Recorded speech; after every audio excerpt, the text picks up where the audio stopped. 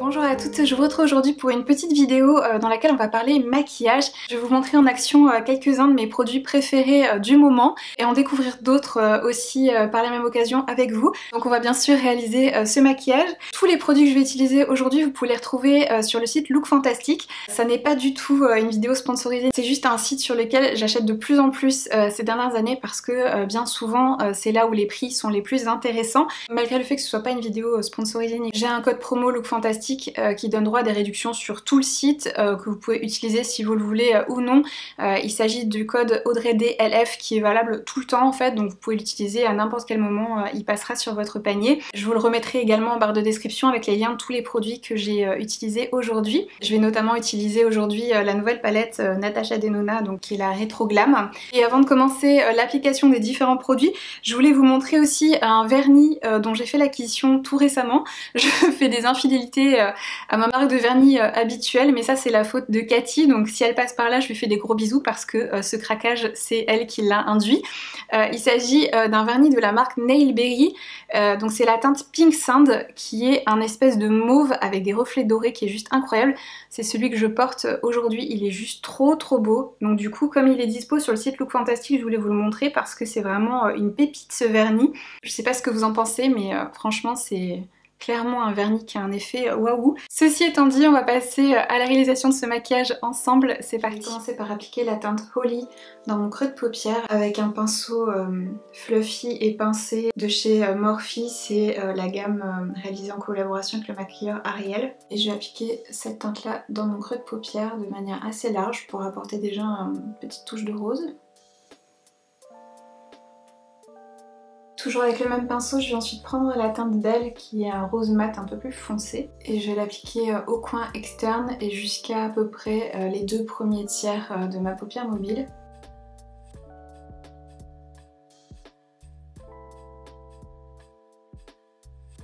Ensuite avec un pinceau plat synthétique, là c'est un Spectrum en collaboration avec la maquilleuse Katy Jane Hughes, je viens prélever la teinte Oscar qui se trouve ici. Et je vais appliquer cette teinte au centre de ma paupière.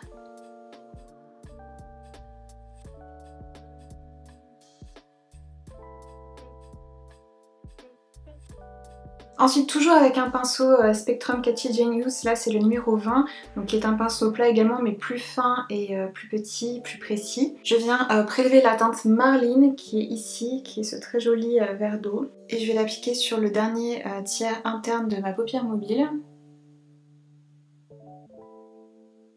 Et je le fonds avec la teinte Oscar qu'on a appliquée juste avant.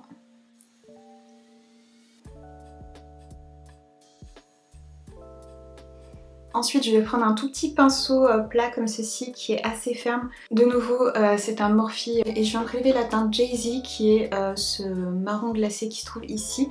Et je vais m'en servir pour tracer un petit peu comme un trait de liner au niveau de mon coin externe pour apporter tant bien que mal un petit peu de profondeur à ce maquillage très pastel.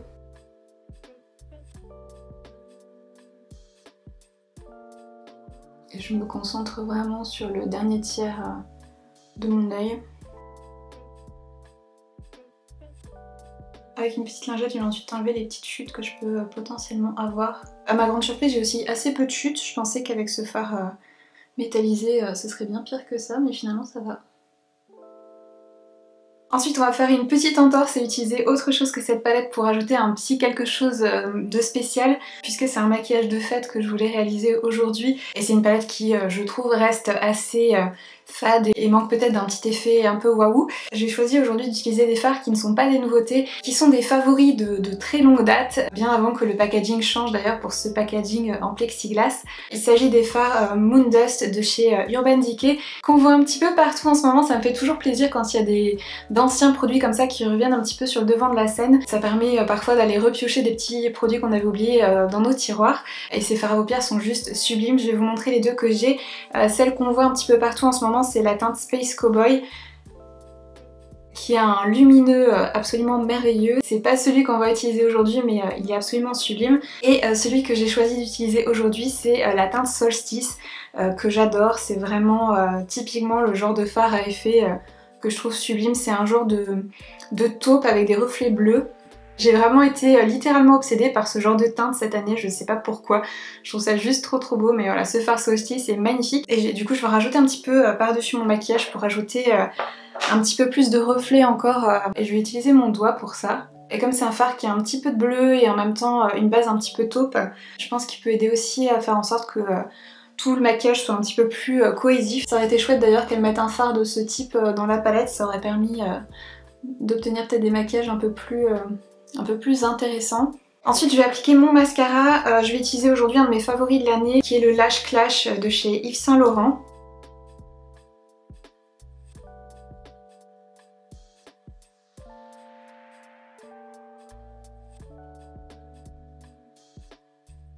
J'aime beaucoup ce mascara parce qu'il apporte de la longueur, du volume, mais en même temps il garde les cils bien séparés et pour ma part c'est ce que je préfère, je trouve que c'est un rendu plus naturel. Ensuite je vais passer au teint et on finira les yeux après. Tout d'abord je voulais utiliser ce produit là que je teste en ce moment qui est la base sérum éclat, donc Glowy Makeup Serum de la marque La Neige, qui est censée être une base hydratante qui prolonge la tenue du maquillage. Ça ressemble vraiment à un sérum en fait. Je trouve l'application et la texture très agréable, ça fait en effet une jolie base de maquillage. On sent bien l'effet hydratant.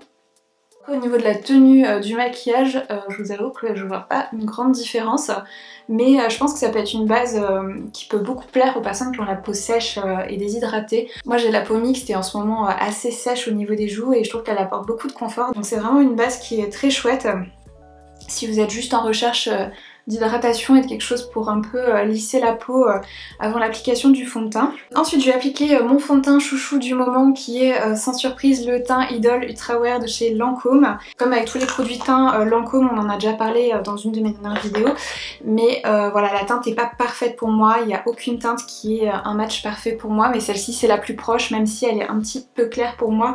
On va corriger ça ensuite avec le bronzer, c'est pas grave, et j'utilise du coup un petit pinceau étoile trop mignon de chez It Cosmetics. Et il a un manche en plus un peu holographique arc-en-ciel, c'est trop joli.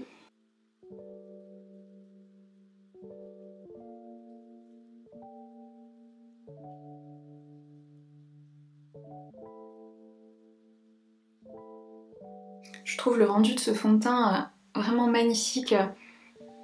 Il a un effet floutant en fait que beaucoup de fonds de teint promettent en ce moment, mais il y en a très peu qui tiennent leurs promesses à ce niveau-là, mais celui-ci il a vraiment un effet perfecteur et en même temps je trouve que le rendu est hyper naturel.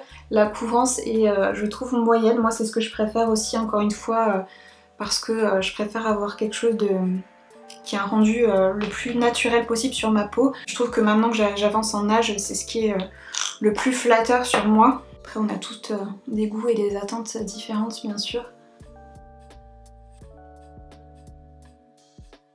Et au niveau du front, j'en mets toujours le moins possible pour éviter que je me retrouve avec du fond de teint dans mes rides.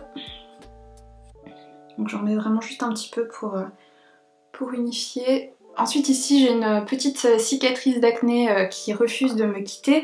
Du coup je vais prendre mon Soft Matte Complete Concealer de chez NARS et je vais en appliquer juste un tout petit peu à cet endroit là pour apporter un petit peu plus de correction. Ensuite pour ce qui est de mon anti-cerne, je vais tester aujourd'hui un anti-cerne que je n'ai encore jamais testé, qui me faisait envie depuis très longtemps. Il s'agit du Millennial Skin de chez Dolce & Gabbana que j'ai en teinte light numéro 2. J'ai entendu énormément bien de cet anti-cerne, donc du coup je suis très curieuse de le découvrir aujourd'hui.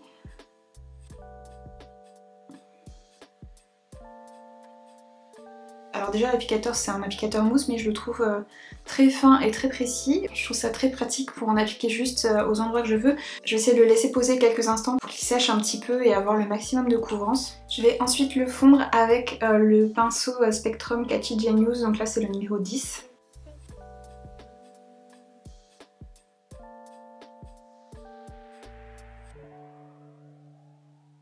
Donc bien sûr comme c'est la première fois que je m'en sers, c'est encore un peu tôt pour vous donner un avis définitif, mais j'avoue que je suis pas... J'avais entendu dire qu'il était joli sur les peaux matures, mais j'ai l'impression qu'il marque déjà dès le départ un petit peu la texture méridule au-dessous de mon œil. Il n'a pas vraiment un effet lissant comme ce que j'aime utiliser maintenant. Je vais voir après l'avoir poudré, mais je suis pas à 100% convaincue. Je me demande si je vais pas remettre une deuxième couche aussi parce que on voit encore un tout petit peu mes cernes à certains endroits, notamment ici. Je crois qu'on va en rester là pour le moment. Je vais ensuite prendre une de mes poudres préférées qui est la Nude Finish Illuminating Powder de chez Bobbi Brown que j'ai en teinte vert. Je vais l'appliquer avec le pinceau numéro 8, toujours de chez Spectrum. Je vous mettrai de toute façon toutes les références et les liens en barre de description, ne vous inquiétez pas. Et je vais poudrer le dessous de mon œil avec cette poudre qui est aussi jolie sur tout le visage qu'en dessous de l'œil. C'est une des raisons pour lesquelles je l'apprécie autant. Et pour le reste de mon teint, je vais prendre quelque chose d'un peu plus gros. Donc là, c'est un Morphe Ariel. Je me concentre vraiment sur ma zone T parce qu'on va appliquer d'autres produits crème au niveau des joues. Pour mon ras de cils inférieur, je vais prendre un petit pinceau plat comme ça, qui est le numéro 9 de chez Spectrum. Et je vais reprendre la teinte Belle qu'on avait utilisée tout à l'heure. Donc je vais l'appliquer au niveau de mon ras de cils inférieur, sur à peu près tout mon ras de cils. Et ensuite je vais prendre la teinte Jay-Z, qui est la teinte marron glacé qui est ici, avec le même pinceau, et je vais en appliquer juste un petit peu vraiment au niveau de mon coin tout externe pour intensifier encore un petit peu plus le tout. Ensuite, je vais prendre la teinte Flutter, qui est cette teinte lumineuse incroyable ici, avec le petit pinceau numéro 21 de chez Spectrum, et je vais l'appliquer au niveau de mon coin tout interne pour ajouter encore une petite touche de lumière supplémentaire. Celui-ci c'est presque plus un topper puisque il est vraiment très scintillant et il est aussi joli utilisé seul que par-dessus un autre fard. Je vais ensuite me pencher sur le cas de mes sourcils. Je vais utiliser le Aqua Resist Brow Definer de chez Makeup Forever qui est un de mes crayons à sourcils préférés. Il est très précis, la sélection de teinte est très belle et je trouve qu'il a une tenue qui est vraiment irréprochable.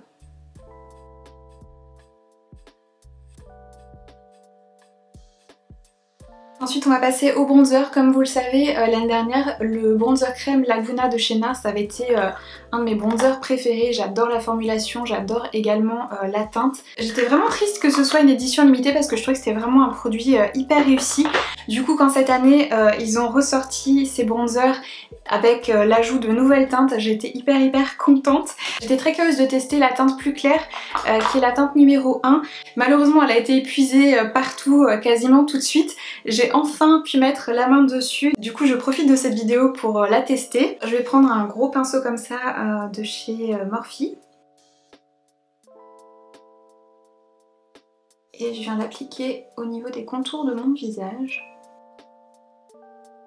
La teinte est vraiment claire, donc je pense que si vous avez la peau très claire et que vous êtes à la recherche d'un bronzer crème qui fera pas orange sur vous et qui sera joliment flatteur, celui-ci c'est clairement une teinte qui devrait vous plaire. C'est une teinte qui sera trop claire pour moi en été, mais c'est vraiment hyper joli. Je viens reprendre mon pinceau fond de teint pour être certaine que tout est bien fondu, que j'ai pas de démarcation. C'est un produit qui s'applique vraiment hyper facilement. Vous pouvez le travailler en 2 temps, 3 mouvements. Et comme je disais, la teinte est vraiment très jolie. C'est des bronzers en plus qui sentent le monoeil. Quand on les utilise, on est ramené immédiatement en été. C'est vraiment très agréable, je trouve. Ensuite, on va passer au blush. Je voulais utiliser un blush dont je vous ai déjà parlé mais que je vous avais pas encore montré en action.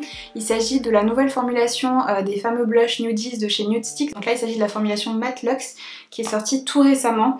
C'est une formulation qui est un peu plus glissante on va dire que la formulation originale. C'est vraiment des merveilles. Là j'ai la teinte Nude Buff qui est juste un nude absolument parfait. Je vais l'appliquer avec le pinceau numéro 20 de chez Spectrum. Donc j'applique le blush au dos de ma main et je viens charger mon pinceau avec.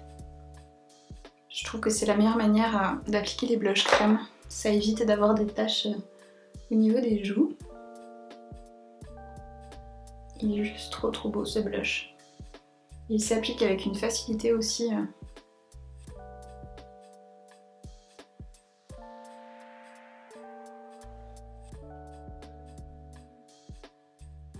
Ensuite pour mon enlumineur je vais utiliser le Kitten de chez Stila, qui est un très joli champagne mais qui a un fini très légèrement argenté. Donc je pense que ça ira bien avec cette teinte un peu vermente et tout ça. Puisqu'il est un petit peu plus froid que les enlumineurs que j'ai tendance à utiliser d'ordinaire. Et vous savez, c'est cette texture un peu pâte à modeler qui est très rigolote. Je vais prendre à nouveau un pinceau Morphe. Et je vais essayer d'avoir la main légère parce qu'il est bien lumineux.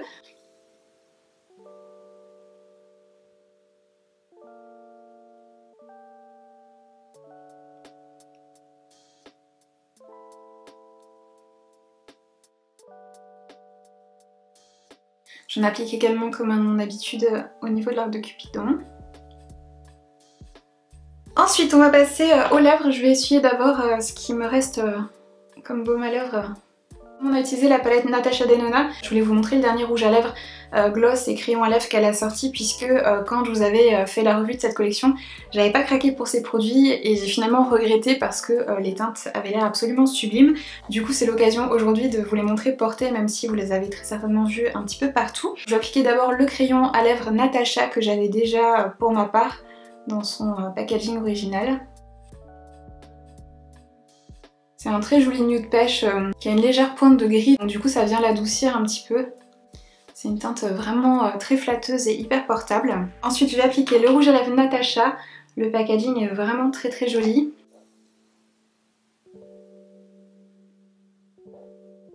C'est une teinte qui est légèrement plus claire et plus pêche, mais qui est malgré tout extrêmement flatteuse, en tout cas sur ma carnation. J'avais pas pris ce rouge à lèvres au départ parce que j'avais peur qu'il soit trop clair, mais finalement je trouve que la teinte est discrète en effet, mais ça vient pas complètement faire disparaître les lèvres. C'est vraiment une très jolie couleur. Après encore une fois, si vous avez une peau plus foncée que la mienne, ce sera peut-être une teinte un petit peu claire pour vous.